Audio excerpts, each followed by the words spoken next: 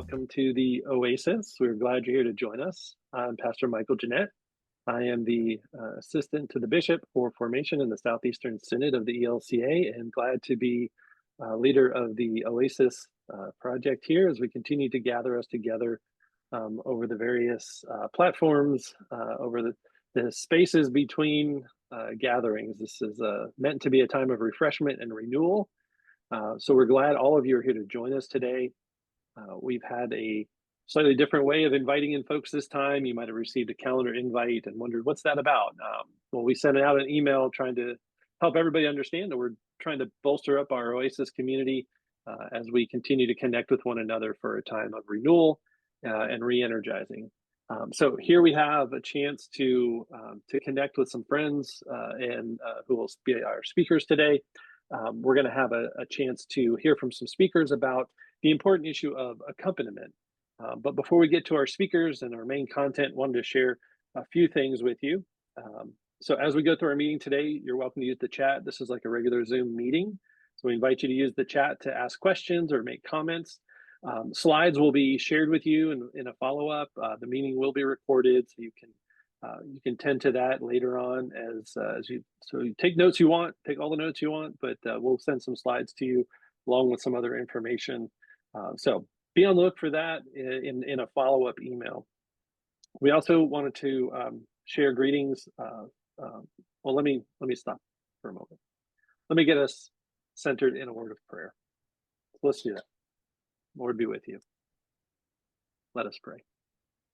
Gracious God, on this day, we ask that you help us what it means to accompany one another, to walk with one another through the highs and through the lows, and help us to understand the importance of connecting across generations, that we may know that we are called to learn from one another, to accompany one another, to walk alongside one another, that we might be strengthened in faith, in love toward you and toward one another, as we continue to look for the best in our neighbor and continue to support one another throughout the world. In Jesus' name we pray. Amen. So a few announcements on behalf of Todd Bugler, our ELCA Youth Ministry Network Director. We wanted to remind you about the extravaganza coming up in St. Louis, January 30 to February 2, 2006. So please be sure to sign up as soon as possible. I would love to have you join us along with all other children, youth, family ministry folks across the ELCA and more. We have some wonderful speakers lined up there. ext26.org for more information. We'll drop a link in the chat soon so you can check out the extravaganza link. We also have Third Tuesday Conversation podcasts for you to check out, and also the Connect Journal. You can find all these resources through ELCA Youth Ministry Network, elcaymnet.org for more there. Also be on the lookout for something new. If you haven't heard about it yet, the ELCA Youth Gathering is putting on several expeditions throughout the ELCA. So please check out the ELCA Youth Gathering page for more information about those expeditions. And also, finally, we have, just pointing out again, the Martin's List, which is a compilation of resources from all of you and all children, youth, family ministers across this whole landscape of the ELCA Youth Ministry Network. So we invite you to upload some resources there if you have something that you wish to share with others in our community. And we also invite you to take a look and use some of those materials from your colleagues across this landscape so that we can continue to build up one another and build up our resources. So without further ado, I would love to share a little bit about our speakers today. Take me just a moment, get their info up, but we have one of my personal colleagues, Pastor Justin Eller. He is a member of the Southeastern Synod staff, and he is one of our speakers today. He is an accompaniment, say that word 10 times really fast. He's an accompaniment practitioner, educator, and researcher who serves as assistant to the bishop for care and community in the Southeastern Synod. As a former ELCA mission personnel in South America, accompaniment shapes much of how he engages in ministry and life and is committed to sharing about it wherever he's invited. Justin also communally and constructively examines accompaniment through his dissertation research at the University of Edinburgh, Scotland. Our other speaker today is Christina Diaz, and she is a graphic designer, professional photographer, and fifth generational oral tradition storyteller from Dorado, Puerto Rico. As a member of the Caribbean Synod, she currently serves as part of the Association for Hispanic Ministries. Her professional experience includes managing and coordinating educational resources for the Mission Formation Program of the ELCA's Global Mission Unit, where she was immersed in accompaniment and its interpretation. In her free time, she enjoys making passion fruit jam, exploring the vast world of teas, and hanging out with her husband, Elvin, and their two pups. You got to help me out with the pronunciation, Christina. Let's get Christina and Justin spotlighted here. And how would you pronounce your pups' names there, Christina? Chiki and Coque. Kiki and Koke. Lovely to have the two of you here. So excited to learn a bit about accompaniment and what that means for us here in this sort of in-between spaces. So without further ado, I'm going to turn it over to the two of you, and I hope everybody has a fruitful time here this afternoon. Wonderful. Thank you. Thank you, Michael. Okay, let me. Well, while Justin prepares to share our slides, good afternoon, everyone. Welcome to this time and space where we'll be engaging with how we can accompany, how the ELC accompanies companion churches and institutions around the world, and how that model of accompaniment applies to ministry with youth and young adults. As Michael said, I'm a communications person. I used to work with Global Mission, and so I was very immersed in this. And I say hello and greetings from the Caribbean, where we have our Caribbean winter, but it's still very warm.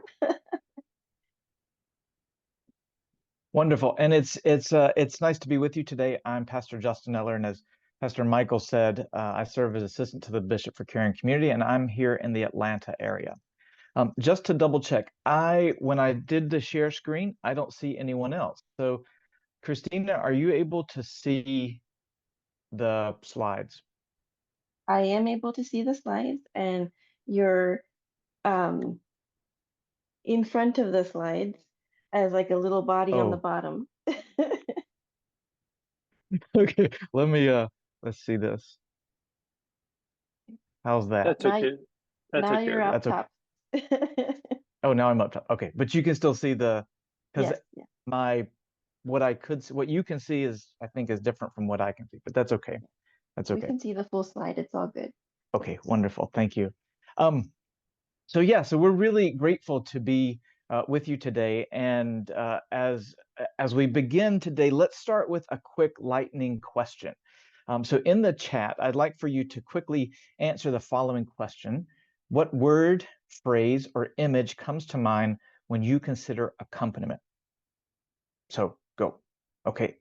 We have alongside, side by side, together, journey, mutuality, with, presence, Emmaus, coaching, walking alongside. Okay, we're starting to see some trends.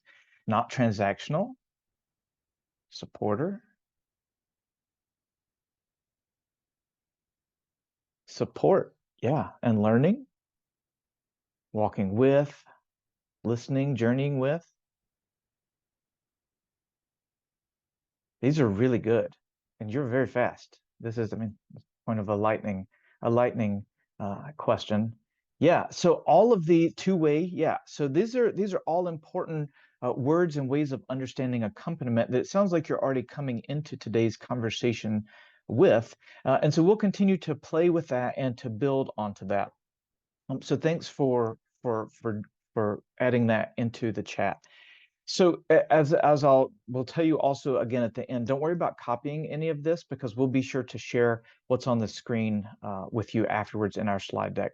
But according to the ELCA, a key ELCA document known as Global Mission in the 21st Century, Accompaniment was defined as this: walking together in solidarity that practices interdependence and mutuality. And in this walk, gifts, resources, and experiences are shared with mutual advice and admonition to deepen and expand our work within God's mission. Now, this definition was not created by the ELCA, but rather was brought to the ELCA by companion churches from the Latin America and Caribbean region after a consultation about how they wanted the ELCA to relate to them. Now, this way of mutually relating together has shaped the ELCA and our global relationships for the past 30 years. And it's important to briefly consider the theology of God's mission. So we recognize that accompaniment is not a new model or a new theology, but we believe that in community, there are really, we could say, three main characters. There's God, our neighbor, and us, or God, you, and me. God relates to us, coming to us and our neighbor through the person of Jesus Christ, who brings us into right relationship with God, kind of symbolized by that blue line. And through the Holy Spirit helps us to be in right relationship with our neighbors. That's the little orange line. But that relationship between us is still often broken. So a lot of colonizing, oppressive, and destructive mission work historically looked like this, where there was God's story, my story, and your story. Mission then meant me bringing God's story to you. God's story was on my side, and you were on the other side. Sometimes, and even today, when we participate in short-term mission trips or a local service project, we may, not always, but we may draw lines or place barriers between us and our neighbor, between us and the ones we serve. Our good intentions and our well-meaning charity can sometimes perpetuate the belief or attitude that God's story is more aligned with my story, that God's on my side, and that God's story is somehow separated from your story. And this really becomes obvious whenever we begin to use us and them language. However, when we relate through the spirit and the practice of accompaniment, Jesus begins to poke holes in that dividing line and joins our stories together, reminding us that your story and my story are embraced within God's larger story and mission of restoration and reconciliation. And as I mentioned before, this isn't a new theology. Rather, it's a reframed mission theology of reconciliation. So, like with any core concept, it's good practice to build on solid understandings. And as the ELCA's accompaniment was being developed, 5 key values began to emerge. And this may be familiar to those of you who have been with the ELCA for a while. These mutuality, inclusivity, vulnerability, empowerment, and sustainability. So let's take a moment to look at each of these separately, and I'll go through them each one. So in mutuality, we work to build up our capacities to proclaim and live out the gospel. Second. We work to recognize that all of us have gifts to share. All of us have gifts to offer to God's mission of reconciliation, and to value the gifts of all. While caring for one another's needs, mutuality is built upon giving and receiving trust as we grow. Mutuality is also then active in breaking down barriers of unequal power within relationships. So as we move on and continue into inclusivity, God calls us to include everyone in God's mission of restoration and reconciliation. Yet we know that all communities exclude someone. We look to see who's excluded and why, and commit to change community structures and habits that can exclude people without any deliberate intention.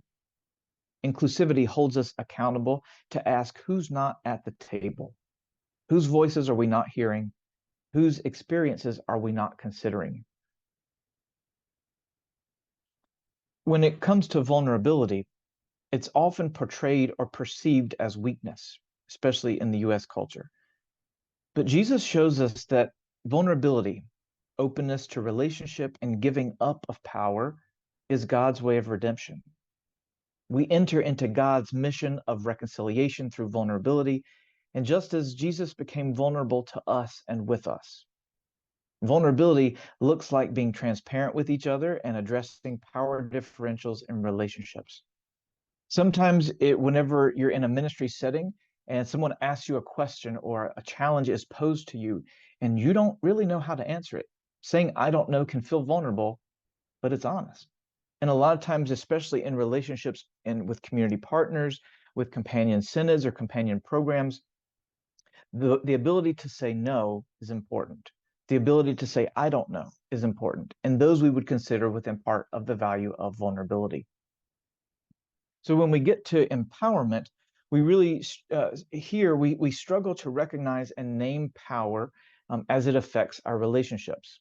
When we recognize that relationships have asymmetries of power, and we struggle to balance and correct those asymmetries, then we are working to empower ourselves and one another. As one of our companion churches presidents, the presiding bishop of one of our companion churches understands empowerment, she says that I cannot empower her, but rather I can work with her to create the space and the conditions in which she can feel empowered.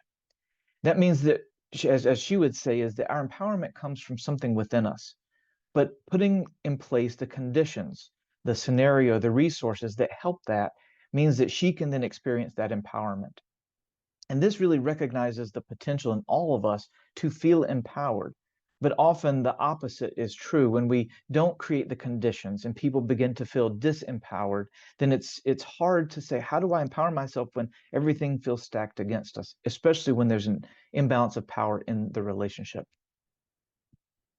Finally, when we get to sustainability, we recognize that relationships are complex and connected to other relationships and commitment. And so this requires much more attention to, over time, sustaining that relationship. Any relationship will require an intentional commitment of attention and time to build up all of those who are involved. So when we think about sustainability around projects or programs, doing sustainability thinking on the front end instead of the back end, meaning think about if you have a new ministry project you want to launch, it's important to think about how is this going to be sustained over the long haul? Thinking financially, thinking material resources, even thinking human resources. If there's a ministry program within your ministry context that requires all of you and you're not sharing that, how sustainable is that? If a ministry is based on 1 or 2 volunteers and that's it, how long will that last when we consider sustainability? So all 5 of these can also be considered criteria for relationships and teams and ministries and service. So as we then took kind of those concepts, especially those 5 values, and the ELCA accompaniment began to also look at how do we then live these out in concrete actions. And so additional guidance was developed for what accompaniment in action looks like. Now, I will confess that I'm a nerd, proud of it, and maybe you're a nerd too. And so that can help us remember what accompaniment looks like when we live it out. It looks like network building, expertise recognizing, resource sharing, decision-making, and storytelling. And one good way to really think about how are these used in action is to understand them based on the key question, who or whose. So we consider who has contacts with powerful organization, who holds them accountable when it comes to network building.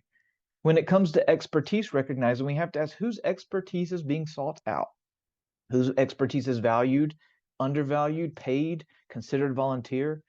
Whenever we begin to share resources, we have to think about which resources, who gets to make the decisions on which resources. Are those resources that we're being asked of, are those people who provide those resources part of the conversation? And then decision-making, this is a key one. Who gets involved in the decision-making program or process? Especially that's key within youth and young adult ministries. Are their voices part of the decision-making of the design of the programs? And then storytelling. Who gets to tell the story? As we think about not only what we've done or what we want to do, who gets the platform to tell the story? Who gets the spotlight? whose voice do we get to hear? So you can see kind of within that accompaniment and action, the nerds options, it really is based on the concepts that we heard within the values of accompaniment. So now this part, I'll stop share screen here because Christina and I are sharing the presentation together. But we wanted to offer now, as we move into, before we move into Christina's part about how the accompaniment models also then lived out and considered within youth and young adult ministry, we wanted to see if you have any questions about the concept part or observations. Can you speak more to what network building could look like? Yeah, I would say, can you give me more of a context about network building? Samantha, I see that came from you. Is there, or if you want to unmute and tell me more background about that? Oh, like how do you help develop those connections? So a lot of it is you begin to build the networks to make sure that you're not always so okay. For example, in a congregation, I would say that we consider how the networks that we build. So let's say if we're going to take a youth on to doing an accompaniment experience, whenever it comes to how are we going to fund it, do we build networks of support ahead of time? Are those networks donors in congregation? Are those networks prayer partners? Are those networks the families of the youth who are going on the accompaniment experience? Who is it that you search out for building those networks? Are those networks, do they fit within your ethics and principles as a ministry, or are they not? Christina? I would also say if you're thinking about how you start building a network itself, like how do we connect with our community or people outside that we want to bring in, or we want more youth to be part of our community as a church, a lot of it has to do with relationship building and invitation. One of the models that we used to have in Global Mission, we would have a musicians training, and it wasn't you weren't invited through application, you were invited through invitation. And so if I knew someone who had a gift for music and I thought they would benefit from the gift of global music and learning, I would say, hey, you should come to this program. But then me as the inviter, I am responsible for their behavior in the space. I am accountable to making sure that they know what they're coming into. And even for myself, like if I'm invited into a space where they're asking me to bring new people, I evaluate, is this place safe for the people that I want to bring? And it's not what um, warnings or caveats do I need to share before saying, hey, we're coming into this space, but you need to be mindful of this. So it's about how do we, and also if you like host a party or a potluck and you're inviting your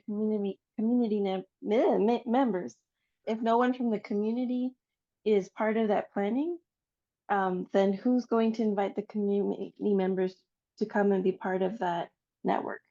Does that help and answer your question? Cool. Yeah, thank you. Other questions about kind of how the concepts might fit into a youth ministry experience?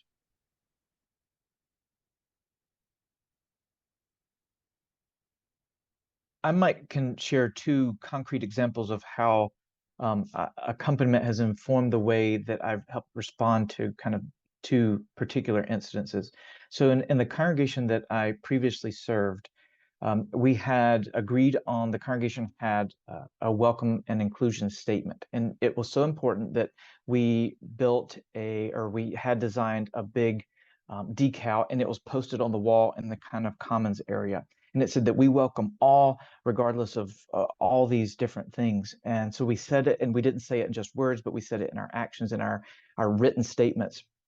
And one day we were sitting at lunch, and one of my colleagues son, he was in elementary school, was sitting there with us having lunch in the Commons, and he was looking at the welcome statement, and he said, "You know, Pastor Justin, that statement's a lie." And I was like, "Oh, it is. Do tell." And he said, "Well, Miss Karen is in a wheelchair, and she can't get into the bathroom door by herself. She has a scooter because she had MS, this person." And he said that statement isn't true. If everybody's welcome, then everybody should be able to use the bathroom. And we realized that that young man was really, he had embraced the idea of not only the welcome statement, but our welcoming culture. But he also saw a crack in that. And so, not, one congregation could say, "Oh, okay, whatever. That's not what it means." But what it is that the congregational leadership team heard him point out that reality and really began to take serious. And we were also in the part of a building renovation project. And his observation made it then accessible. So then with all the youth, we went on a tour of the building and said, where do you as young people think that you can't see over?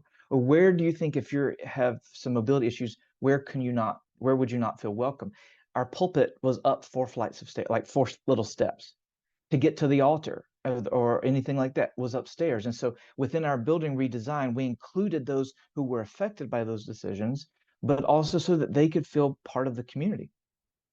A flip side of that is we have when one of the teenagers wanted to translate an entire website without asking if a teen who said, "Hey, our website is only in English, and I really think we need to translate it to Swahili." And I said, "Well, okay, that's okay. Tell me more." And the reality is that the teen thought it was teen was an English speaking teen, thought it was just a great idea, and we really had to do that, and was willing to make a motion before the council to say we have to do this. And I said, "Well, it's part of that reflection of, have you spoken to anyone who speaks Kiswahili who would like to see the page in Kiswahili? Have you spoken to the community who would be benefited by this? What parts of that?" But it was more of a blanket imposition of, I think I know what is right for someone else, and so I'm going to push to make it happen, as opposed to having conversation around it. So those two quick examples help us see that accompaniment really comes into play, especially in youth ministry, to inform how we respond when our youth bring up good ideas, when they bring up challenging ideas, but also bring them into the conversation, and really sets a culture of accompaniment, not as this is something we learn, just that we learn, but something that informs our practice and our relationships. So I'll pause here and turn it over to Christina for now, kind of this next part of taking it into youth ministry. All right, thank you, Justin. Yeah. Give me a second. Oh, wait, I need to share first before I make it full screen. Let's see.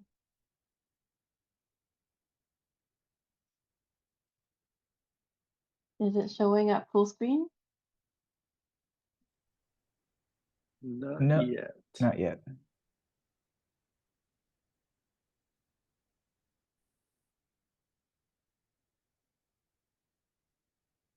Let me try to stop Not sharing. sure you're actually sharing yet. Share. Oh, there we go. There we go. Okay. Thank you, everyone, for your patience. And thank you, Justin, for walking us through the concepts around accompaniment. I'm truly excited to explore with everyone here and those who will be watching later what it looks like when we work together to build strong relationships across generations in our ministries. And so before we dive deeper, please know again that this is what we're looking at now, a summary of a workshop that is usually given over 2 full days. But don't worry, we'll be sharing all the source material for this content for you to look over as well, so that you can use it and maybe practice it at home. Or long after our time together today. So If you're like me, you've probably heard the term intergenerational ministry a million times. Like we have to work with all the generations and intergenerational. Um, you may have even done an activity where the congregation took down an inventory of everyone's gifts. Um, and this, is reflected in a time where we're also talking about how membership is declining in many of our congregations. Um, but too often, our ministry model is put together in a way that it's many separate programs for different age groups. Maybe we have a shared coffee hour afterward, and that approach, just sharing a common space during worship, maybe, is not cross-generational ministry. If we really think about it, if the social hour is the only place where generations meet, are we really building community? One of the biggest struggles I've heard people my age and younger share is there's a big challenge when you transition from youth group to not being in youth group and being a young adult and wanting to live actively within your church. Um, for example, a good friend of mine who recently left the church after years of being incredibly involved. He was up in the altar every day as a liturgist. And when I asked him, why leave? He said, they never gave me a chance to bring anything new. They just kept seeing me as the little kid they saw grow up. It wasn't until after some meaningful conversation, back and forth and reflection, that the following was clear between the two of us. Although the community had seen him growing up, they didn't really know him. They didn't know his values, his concerns, or his hopes. That relationship was superficial at best. I know this person because I see them, but I don't know them because I don't have a relationship with them. That's why we want to go deeper with our core concept. The phrase we use is cross-generational engagement, and that plus sign in between cross and generational, it's intentional, it's on purpose. It creates an image of people of all ages gathering around the cross and journeying together in a ministry. Because the body of Christ is not truly complete when the views, skills, and faith narratives of an entire generation are absent. So, with that in mind, our goal with the time we have left is to move past that separation and step fully into cross generational engagement.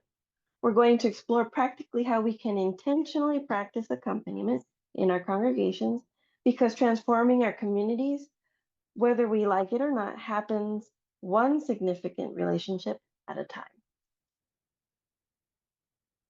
So as we can see, this is a visualization of how most, I'm not saying all, but how most congregations divide their ministries. You've got youth group, some churches have children groups, you have adult Bible study, worship is where most of the adults gather.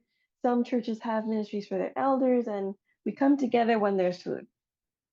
And as I said, this has value. It is has wisdom to it, but it is not cross-generational ministry. The gift of ministry like this is that we have the opportunity to learn contextually and intentionally based on our age, but it doesn't offer space for us to come together. So then, what is cross-generational engagement? As I said, the plus sign, that's important. It means that children, youth, young adults, and elders are all meaningfully engaged in the congregation's planning, life, and witness. The desired outcome, well, an authentic community that genuinely represents the gifts and experiences and faith stories of diverse ages for the purpose of reconciliation in our homes, in our churches, and maybe in the world. So this isn't just a program that we run, it's learning a way of being together. So let's take a quick pause. I know you've heard me say a lot, generations, generations. So what do I mean with generations? A generation is a group of people that are shaped during their formation, so when they're youth and young adults, by historical events, the context of the world that they're living in, and those experiences that occur when they're in that age. Um, the group that you're ministering to will be shaped by what's happening historically now, and that will shape their values, their ideas, and how they lead in spaces. So let's take a flash poll in the chat. Who is in the room right now? Can you list what generation you belong to? Gen X, Millennials, Boomers, Gen Z, Gen Z, Millennials, Gen X, Boomers, Xennials, yes, in-betweeners, okay. Many Millennials, Elder Millennials, many Generation X, yes. Wonderful. Thank you for sharing. So why is it important to know um, what generations exist? So as I mentioned before, um, generations specifically refer, when we talk to like about who, we talked about who's in the room, but when we talk about who's in the world, currently there are about 5 or 6 generations, depending on like whose list you're looking at. Because different generational experts will attribute by like a year to different years. But if you're counting our elders who are 102 and older, and I have a few in my congregation, then we have 7 generations present in the world today. Each generation, it's important to recognize a core truth about them. Each generation has a unique worldview that's shaped by history, and each one offers a distinct point of view and necessary gifts that they can share with others. Okay, so let's look at the generations and what their gifts are. For the sake of time, um, this is not a complete description. I've put those at the end of the PDF so that you can look at them with more detail. But I try to include here who a rough summary of who might have been in the room. Above, so pause, sorry. You'll notice we have a iceberg here. And if you've ever seen an iceberg in National Geographic or on TV or even in person, you'll know that on top of what we see above the surface is just the tip of the iceberg, right? But below, icebergs are massive and giant. And people are like an iceberg. What we see is what's above the water. What's below, that's massive and infinite and huge, is what gives meaning to what everyone else sees. And those are our values and our gifts, our culture.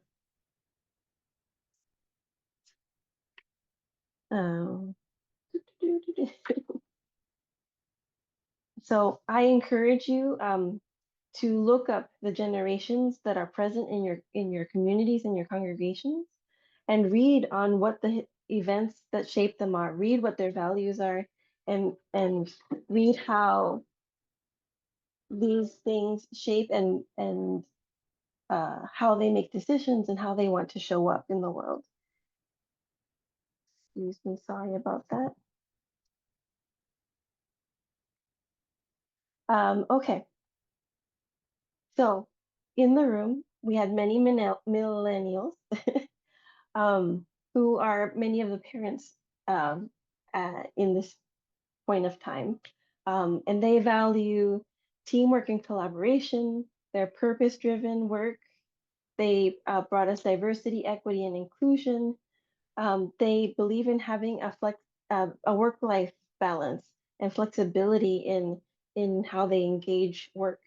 They value opportunities for continuous skill development and learning. We have also boomers who are grandparents, and they are institution builders. They grew up in a time of economic buoyancy, and so they value entrepreneurship and wealth creation. They bring creativity and high standards driven by a life shaped by massive social change, making them highly suspicious of people who have unearned authority. And if we look at, um, I'm Gen X too. Don't worry, I haven't forgotten you. You're at the end. um, we have our elders who value mentorship and wisdom, stability and consistency, and steadfast determination. And so, as I said, what gives meanings to what we see is below. What is above is what people see and what they project about who they think we are. So when you go to the drawing board for future events, keep in mind the distribution and percentages of the generations in your own congregation and neighborhood, because this can be incredibly helpful for in understanding the generations. We can be in better relationship. Um, I'm going to leave this for you to read later, but these are the historical events that shaped the current group of people who are in being served as part of youth ministry and the gifts that they bring. Someone was asking about Generation X. Oops. This chat's in my way.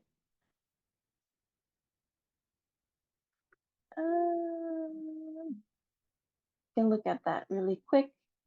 But the gift of Generation X is searching for spiritual connection rather than religious loyalty.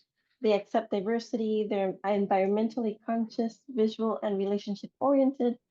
And Generation X is kind of this in between generation that they know a world, or we know a world before the internet and computers, and that transition afterwards. That change in technology was happening when we were in youth group or when we were kids. Okay, so what does this have to do with accompaniment? As I said, when you know what shaped a generation, and please note these descriptions that I've included are US specific, it's not global, and they don't take into consideration culture, which is very important because culture and cultural values shape a lot of who we are. So this doesn't include that. This is just generation who lives in the US. Um, those influence can shape part of this. Okay. Oh, sorry. How are we doing on time, buddy? Okay, we're good. The power of intentional interaction. Accompaniment, as we shared, is about building relationships that help us in our decision making and how we treat the other, the us and the them, the you and the me. It's about that relationship and how we connect through our faith in God. So, one of the tools that can be used is intentional dialogue spaces. And the reason why that's powerful is I'll share a very quick story. Is anyone familiar with Holden Village? I see some nodding yeses. So Holden Village is a Lutheran retreat center in Washington. It takes a long time to get there. And I remember participating one summer and it was a lot of fun. But there was this conversation happening where this woman was like, I don't get it. We had this ministry and it was cross church wise.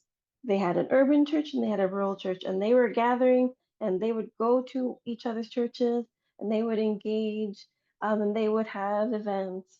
And then when the pastor left, it all stopped. And so she was complaining. She's like, it failed, and I don't understand why. So I raised my hand because I've been part of one of those churches that gets visited a lot. And I said, well, where were the relationships? If the only people who were in relationship was the pastor and the community leader, then of course it's gonna fall. If you don't invite members of those community to come to your birthday parties, to come to your potluck, to cry with you when you have lost, to help you clean up when when disasters strike. If it's not mutual, if it's not going both ways, if I don't know your name and how many kids you have and who you are, then once then I'm just feeling an obligation of being a volunteer. I'm not building relationships between communities, and that happens a lot in many places. And so then you have the contrast of these global mission events that used to happen back in the day where we had this intentional conversation space.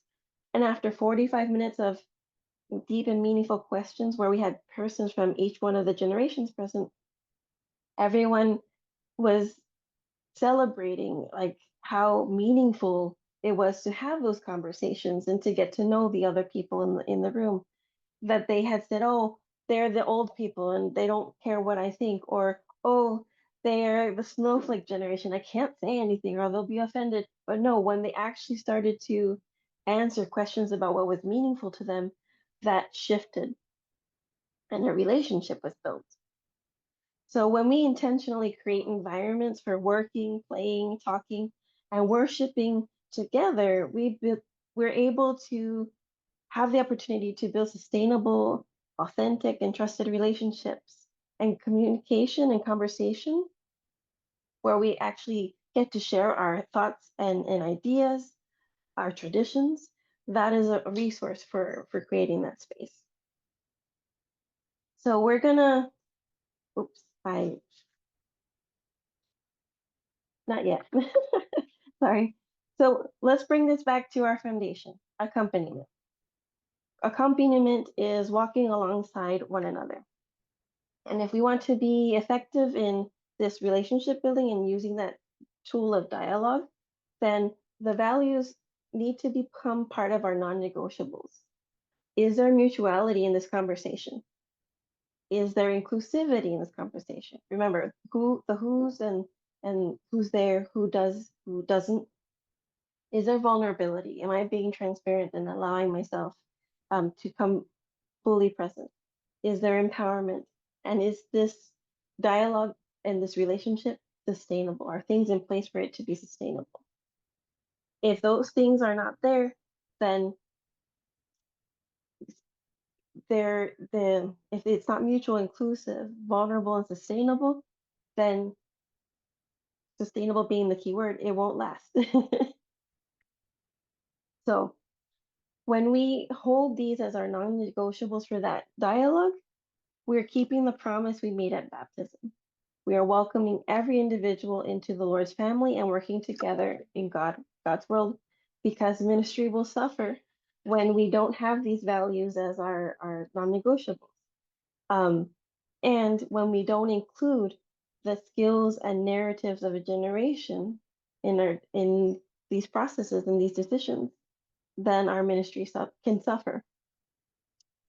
So now we're going to experience the power of accompaniment, but in miniature, itty bitty. Since this is a virtual meeting, as we've been doing, and invite you to place your answers in the chat so that we can have a brief moment of what it means to share in dialogue, sort of. So I invite you to answer this question. The first one, what is the best thing about being my age?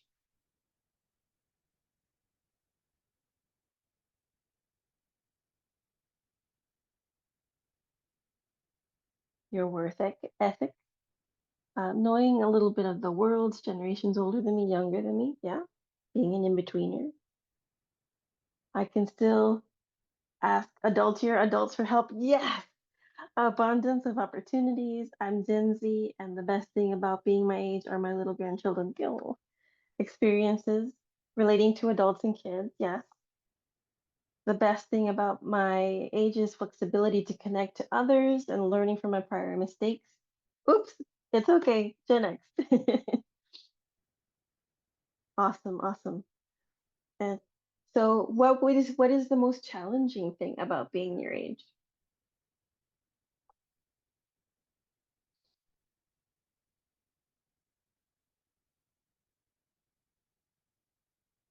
You're a boomer who experienced lifelong teacher as a profession, confidence, yes. Being tired, yes. I'm in an age where I don't care about other people's opinions of me when I'm being authentic. Okay. Gen X can be a bit caught, oops, be in the middle, as I think you mentioned. Yep. Feeling invisible, that is hard. And learning from those younger than me, the best thing. Sometimes needing to correct the behavior of older adults, that is a big challenge. Especially in depending on what culture you're from, where you don't speak back to your elders. Um, Not always being appreciated, challenging boomer, the technology, yeah, Gen Z gaining respect from older generations, being written off. Most challenging, fewer other Gen X folks in many, I'll say, yeah. Um, Having my kids teach me how to use tech. Yes. All right. Thank you everyone for sharing and for your thoughts. Uh, these are meaningful answers, and imagine what it would be like if we actually had the space to have conversation about these things and go deeper into what we mean. But in our group where we're having these conversations, we had a representative from each of the generations that represent your community or your church. Groups of 3 to 5 people were across the generations. We can share what is the best thing and what is the most challenging, and we have a new understanding of what that means. Um, and we start to build relationships so that we don't end up like my friend where I know you, but I don't see you, I don't understand you. We break that cycle and we build a new way of being together. This is another question that you can use. And in the full resource, you have several questions that you can use, and there's a description of how to gather your community, ask these questions, and there's even a blessing for the generations. Okay.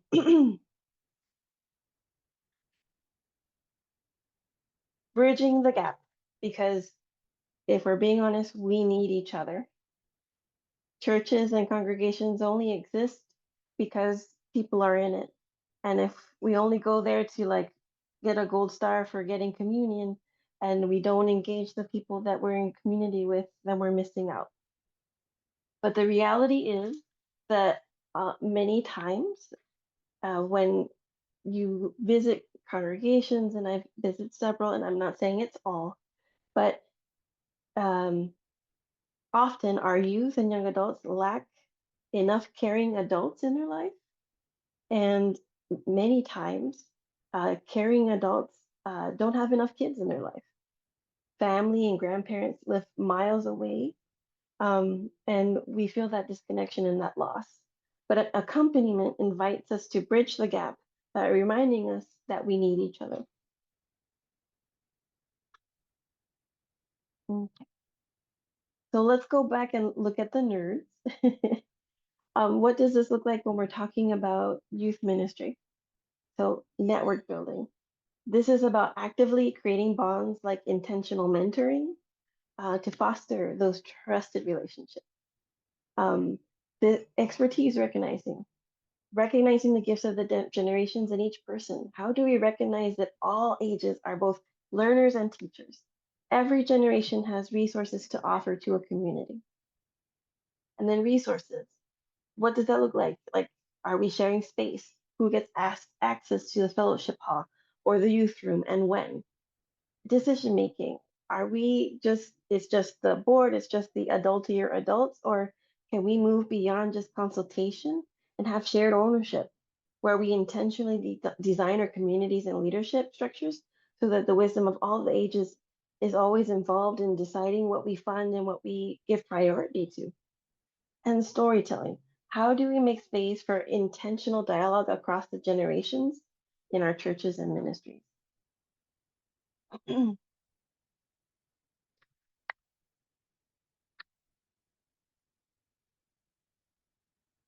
right.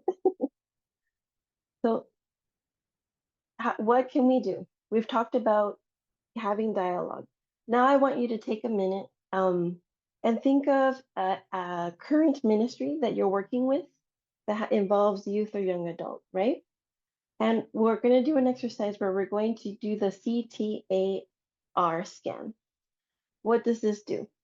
It's something that allows us to evaluate or look at what we're doing and make changes. So celebrate. What are we doing well right now that we can celebrate? Oops.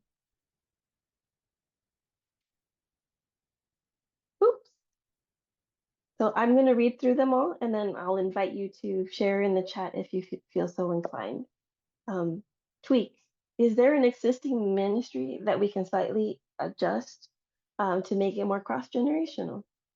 Not reinventing the wheel, but working with what we have. Add. Is there a new practice we can introduce? Thank you, Noel.